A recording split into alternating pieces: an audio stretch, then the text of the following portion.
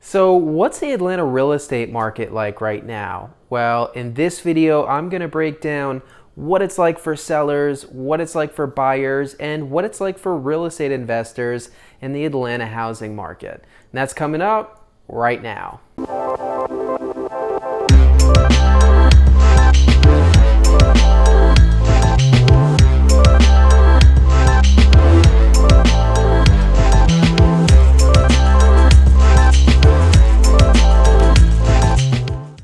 Hey everyone, welcome back to Living in Atlanta. This YouTube channel is all about helping you understand what it's like to live in the Atlanta area.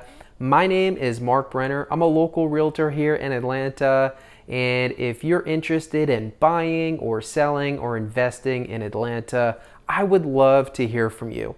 All of my contact information is in the description below. Please feel free to give me a call, shoot me an email, or even book an appointment with me directly using the Calendly link in the description below.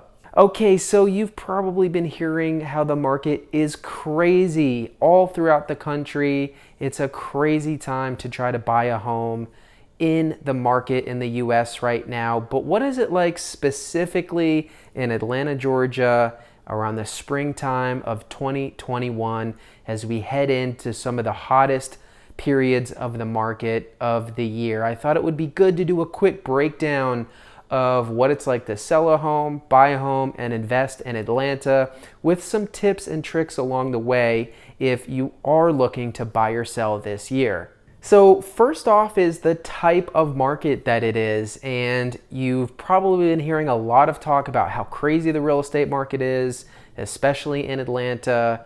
What does that really mean though, and why is it so crazy? Well, the biggest driver is basically supply and demand, like anything else in business. And right now, the demand is far outweighing the supply. So we are firmly in a seller's market, which means there are more people looking to buy than there are people currently selling. And so the sellers in this market typically have most of the leverage, and a lot of times in these scenarios you see prices being driven up very rapidly. The main reason behind all this is there's simply not enough homes to sell, or as we like to say in real estate lingo, there's not enough inventory. In fact, we have a historic inventory shortage in Atlanta right now, and the likes we haven't seen in over 10 years. It usually takes about 3 months to get through the current supply we have on the market.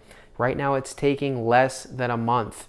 So it's a drastic shortage of inventory, and that's causing the market that you're hearing so much about. So crazy over asking offers, the price being driven up $10,000, $20,000, $30,000 over the list price, multiple offers, cash offers, blind offers, waiving appraisal contingencies, probably a lot of things you've been hearing, especially if you've been in the trenches on the buy side. So just understand that the main driver behind this isn't necessarily a bubble or a return to a lot of mortgage fraud, but the reality is you have a lot of people moving to the Atlanta, Georgia area, and we simply haven't caught up for the supply to the amount of demand that there is. So what does all this ultimately mean? Well, if you're a seller, literally there has not been a better time to sell probably in our lifetime. We are at the absolute top of the market, and you are not going to get more money for your home any other time than right now. And it's really not just about the money, right? Because the highest offer isn't always the best offer, because the home needs to appraise. A bank will not lend more money than they deem a home is worth. And so if you're selling a $350,000 home and you get a $450,000 offer for it, well, that's great. But if the home doesn't appraise for $450,000, either the seller's going to have to reduce the price or the buyer's going to have to make up the difference in cash. And so it's really not that great to have a way over asking offer unless you remove the appraisal contingency, in which case the buyer is saying, hey, look, no matter what happens on the appraisal, we will make up the difference in cash. And so as a seller, not only can you leverage a great price, but you can really leverage the terms. I'll give you an example. I have a client right now who's moving from another state. They're going to buy a home in Georgia over the spring, summer. And not only did they get above asking on their home, but they got a free 2-month lease back for their home, meaning after the home closes, the new owners are allowing him to stay in his home for up to 2 months for free. Now, this allows him a lot of flexibility to find his new home in the Georgia area. So these are the types of terms you may be able to dictate as a seller. And it can help you and give you a big advantage on the buy side if you don't have that pressure of figuring out where you're going to stay after selling your home. So absolutely fantastic time to sell. And even if you didn't have plans for it, I'd highly recommend you at least make yourself knowledgeable about what your home is worth. What does an excellent realtor think the value of your home is? And actually, there's a link in the description below where you can see the value of your home for free. So please feel free to use that resource there. What does it mean for buyers, though? What is this crazy seller's market? Can you even be a buyer? Should you just wait till the market crashes again? Should you just rent? Is it even worth it? Can you get a home if you're not paying all cash? These are all the questions that I'm hearing, all the discussions that I'm having with my buyers right now as we're in the trenches, battling it out, putting in offers, getting beat out, getting accepted at the same time. These are the conversations I'm having with my clients.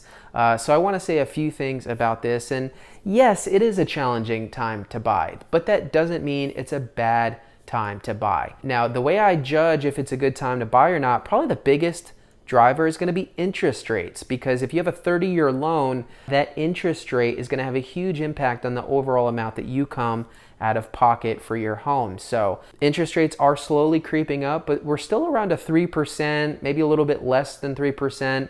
You need to understand historically that is fantastic. And so whenever you have an opportunity to quote unquote borrow cheap money, you should definitely consider doing so. Although prices are a little bit higher than usual, in the South at least, there's still a lot of good value here. You've got the low interest rates, and although prices may slow down a little bit, come down a little bit over the next year or two, a price drop is typically inverse to an interest rate hike, right? You may save a few $1,000s in the future, but you're probably losing out money if you say have a 4% interest rate.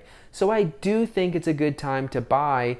In addition, especially in Atlanta, it's a good time to buy because we are going to continue to grow. We are going to continue to have tens of thousands of people move here every year. And so I really don't see a return to the dirt cheap values in the Atlanta, Georgia area. I have a lot of clients who ask me, and I think I have a lot of people I interact with, also with the investors. They're just like, should we wait? Should we take a step back and hopefully prices will come down? There'll be more inventory. Now, for some people that can be a good approach depending on what your particular situation is. But overall, what I tell people is, especially investors, is that waiting is not a strategy. Okay, waiting is not a strategy, especially as an investor. But I see no reason to believe that we are going to have an extremely sharp drop in prices. And I know that there are a lot of people smarter than me talking about a market crash, a market correction. None of us have a crystal ball, and so we're all just putting out our best guess. Now, I do think the market will fluctuate. The market always fluctuates, okay? We move from seller's market to buyer's market to balanced market and everywhere in between. What I personally don't see this year is a sharp decrease in prices or a sharp increase in inventory. Like I said, in our city, in our area, Atlanta, Georgia, there are simply too many people moving here, too diverse of a job industry here, cost of living, weather, a lot of reasons why people are relocating to the Southeast and Atlanta in particular. So I really see a steady climb for the foreseeable future. Yes, we will have fluctuations in the amount of homes available, but if you're thinking that you're going to wait a few months and it's going to be like 2008 again where you can buy a home for dirt cheap, That is really unrealistic to me. I don't think it's an appropriate plan. I think it's wishful thinking. And honestly, everyone who has told me they're going to do this, I've had people telling me they're going to do this for the last 4 years. They're saying, okay, the market's going to tank and I'm going to wait.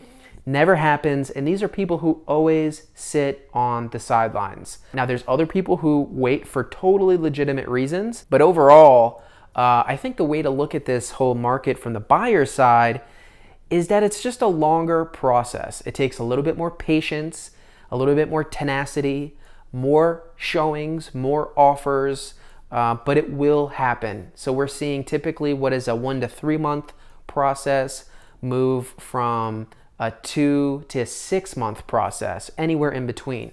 I have clients that find a home their first round of showings and get under contract. And I have clients who have to put in many offers before we can win a bid. It has a lot to do with your personal circumstances for what kind of offer you can put in. But that's the way I would look at it. I would stay determined. I encourage my clients, look, hang in there, be prepared for this to be a longer process, have a backup plan. If you're moving out of state for your living circumstance, whether it's a month-to-month Airbnb, staying with family, but have a backup plan if you can't do that perfect, seamless transition from sell to buy. I really try to help my clients not be discouraged, okay? It is possible to buy a home at a great price in a great area right now in Atlanta. It's just a little bit more difficult. It takes a little bit longer, and there's some strategic things that your realtor and lender should be talking to you about to put you in a better position to succeed. Now, what about real estate investing in the Atlanta area? You probably know Atlanta is a big market for investors due to a lot of the reasons I already mentioned right now. So a huge portion of my business is working with real estate investors. We know Atlanta is a great market for a ton of different reasons, but it's all about finding a good deal. That is the main challenge right now. So if you're a real estate investor interested in the Atlanta market, know that the market is solid. Atlanta is and will continue to be a fantastic place to either have a rental portfolio, a multifamily portfolio, fix and flip, business going, wholesaling, whatever you want to do. Atlanta is a great market for that particular real estate investing strategy, but you're really going to have to get creative and tenacious about how your deals flow into your pipeline. Okay, you're definitely not going to hop on the MLS and find an extremely under market value home, put an offer in on it, and boom, have a cash flowing rental or a BRRRR property. It's just not going to happen on the MLS. So you need to be looking off market. You need to understand what wholesalers can offer you. You need to be connecting with a realtor who can potentially hook you up with off market pocket listings.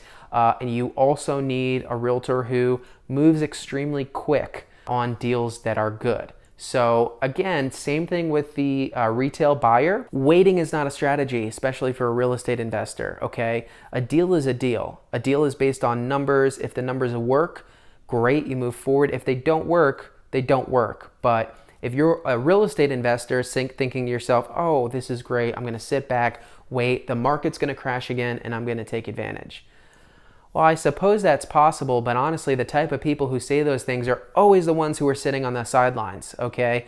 All the biggest, most successful real estate investors I know and interact with are always looking for a good deal in multiple markets, okay? Or it doesn't have to be multiple markets, it could be one, but they're always looking for a deal. They're always analyzing deals. Because it does not matter what kind of market it is, incredible deals can come along if you know where to look and if you look for long enough. So if you're a real estate investor, Atlanta should be on your list, but you need to understand that you're going to have to think through and work through a solution for deal flow in order to have success investing in the Atlanta market. All right, so I want to talk about 2 more things before I go. I want to talk about what are some things you can do to give yourself a strategic advantage as a buyer in this market, and then what are my predictions for the future of the Atlanta real estate market in the next year or 2. So personal tips for you as a buyer. Well, for one, your realtor should really be setting you up for success. If your realtor is not really getting strategic with you about how you're going to approach getting something under contract, that would be a warning sign to me, because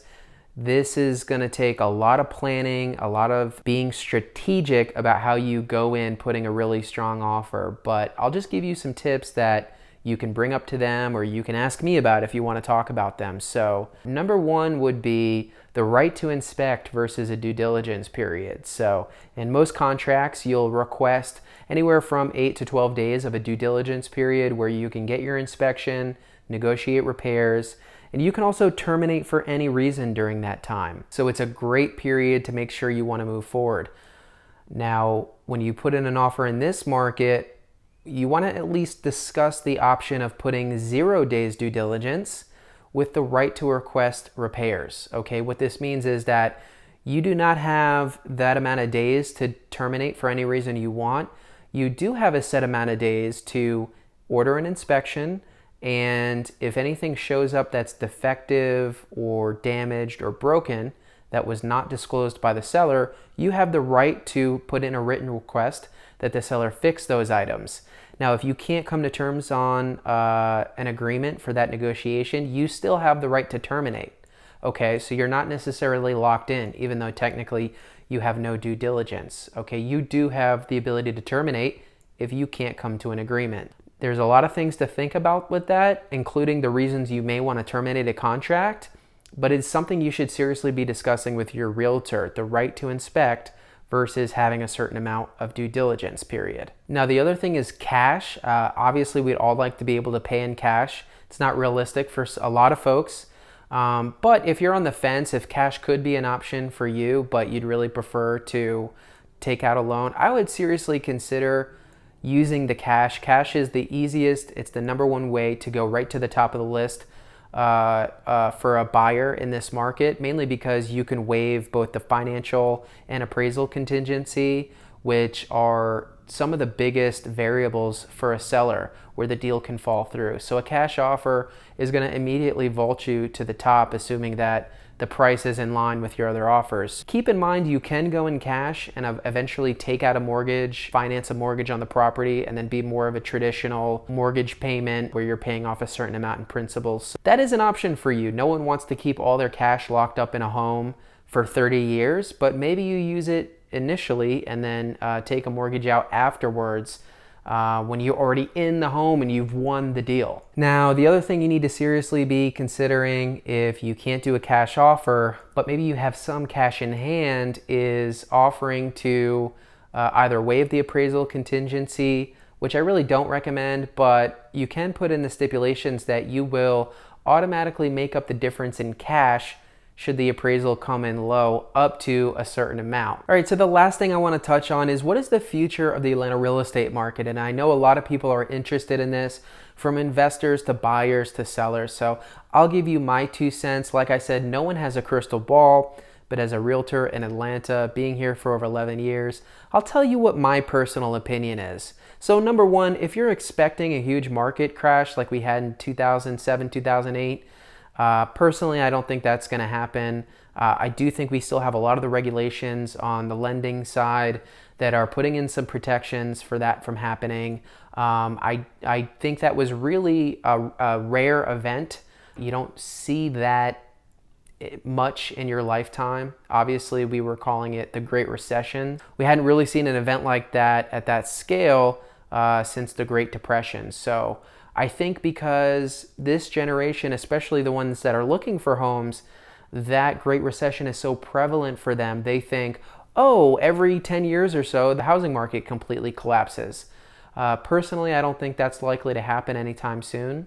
It could happen, but again, what I'm seeing is that you have a huge amount of people moving to the Atlanta area because of the warm weather, cost of living, job, industry, diversity, for a lot of different reasons. I don't see that stopping anytime soon, and we just simply have a massive shortage of inventory, both for people looking to buy and also people looking to rent. So I think it's going to take us a little while to catch up to that demand. I don't see a significant crash in the future. Now for 2021, I think we're going to have a strong year throughout. It's right through the spring and summer. I'm hoping we get some more inventory, but I think we're going to finish pretty strong. What my prediction is that when some of the forbearance goes away, we're going to have a little bit more inventory. Hopefully there's going to be more people selling because they realize what a great time it is. I'm hoping to have a bigger influx of inventory to kind of slow down this crazy market, but it's still going to be very hot. The other thing I'm seeing is prices, 15, 17% up year over year. I think sellers are eventually going to shoot themselves in the foot with that. And I see it on the market still. In a market this crazy, if you have a home that's been on the market for longer than 10 days, you're really screwed up. You really overpriced the property, or maybe there's some big deficiency. But there are always going to be people who massively overprice their homes. The market corrects. When you have, the information always comes in a little late. And so all these sellers now are realizing how crazy hot the market is. They want to overprice their homes. And a lot of them are going to sit on the market, and they're going to realize that they can't cheat the system, and that buyers they have a threshold for what they're willing to do. So I do think eventually some of the inflated prices are going to slow things down a tiny bit, and hopefully crazy price increase is going to be softened a little bit. Now, at the same time, I do think prices are going to continue to trend upwards overall in the market, setting aside overpriced listings, right? And I see this especially in the areas where there was maybe too much value built in, right? So I'm thinking of an area like Marietta or Lawrenceville, or even up to Beaufort. Okay, these are areas with pretty darn good schools, in some instances, some of the best school districts in the state. But you've been able to buy a great move-in ready home in the mid 200s, low 300s. And I think that especially in this market, there's been a big correction for where there's been a lot of value traditionally. So I say that to say, I think now is the time to buy still. If you swing back around in a year from now, I think things will be a little bit less crazy, but I still think things will be more expensive. So Atlanta is going to continue to grow and be in an upward trajectory, and just be a bigger and bigger city that becomes more and more expensive, okay? We're playing catch up a little bit, and a lot of the value is not going to go away, especially relative to a lot of other major cities, but it's definitely going to be a bit of a correction for a long time. I would not wait. I would take advantage of the low interest rates, and I would make sure you're getting a good deal. But again, I don't think waiting is a good strategy. So my overall prediction for the 2021 Atlanta real estate market is a very strong year throughout, a strong seller's market throughout. Hopefully we're going to get a little bit of an influx in inventory in the summer and fall. And hopefully, the price increases are going to soften a tiny bit, but I don't expect any major deceleration in the market this year. I think it's going to close out very strong. We'll see what happens next year. That is my 2021 Atlanta real estate market update, the Atlanta housing market information for you. I hope that helped. I hope it was informational. If you have questions about anything, if you kind of want to dive deeper, reach out to me. You have my contact info. I love talking about this stuff. And if you want to get strategic about selling or buying, or even if you just want some preliminary information, you can always reach out to me or use one of the resources I have in the description below. Thank you so much for watching. I really appreciate your support. It would mean so much if you hit like on this video and also hit subscribe. It's a great free way to support me. And again, my name is Marc Brenner. I'm in Atlanta, Georgia. And until my next video, I'll see you next time.